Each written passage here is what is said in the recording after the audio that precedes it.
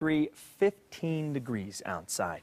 2012 is wrapping up, and now is the perfect time to step back and take a look at your career. Wherever you are in your career, the end of the year is a great time to take a look at where you've been and where you'd like to go. So how do you conduct an end-of-year career review?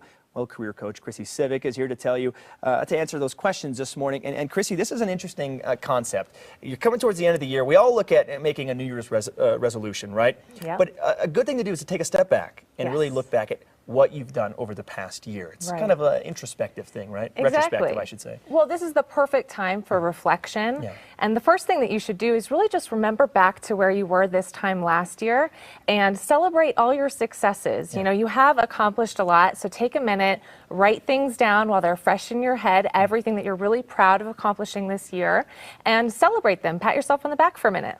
And some things, I guess, when you're looking back at your victories, you're looking at what worked and what didn't, right? Yeah, exactly. Start off by looking at the goals that you set for yourself last year, and this is a two-part process. So the first thing you want to do is look at the goals that you were really successful on and ask yourself what contributed to that success. You know, what actions, behaviors, maybe what people were really instrumental in helping you be successful.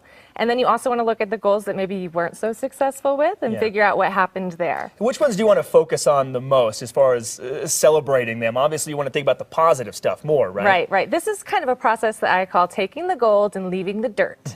So the gold is all the really great stuff. It's the things that worked for you. You want to take those things with you into 2013. You want to build on them.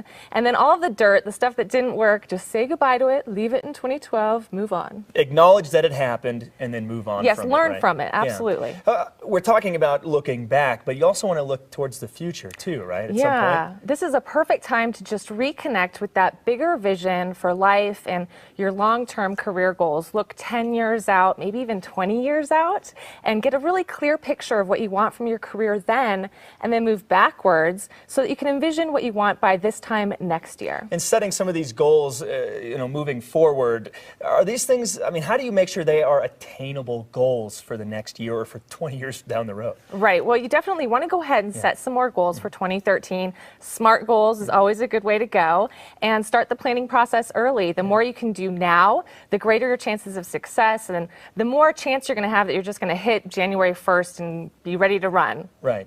And everybody needs that. Is it good to have a New Year's resolution as far as your career, or do you not recommend doing that so much? Absolutely. I always recommend career. It's really career goals more than resolutions. They're kind of like dreams, but you want to go through a real goal-setting process. Perfect. And again, attainable goals. You won't disappoint yourself too, right? Yes. Make sure they're achievable. You know, don't set out saying I'm going to run a full marathon. Maybe start with a half marathon. You know, if you're doing something personal. Exactly. Chrissy, thank you so much. Great advice this morning. You can find more information in the on-air section of our website, KDVR.com. Just click on the link to Eat Your Career. All right, Jen, 7:46 now.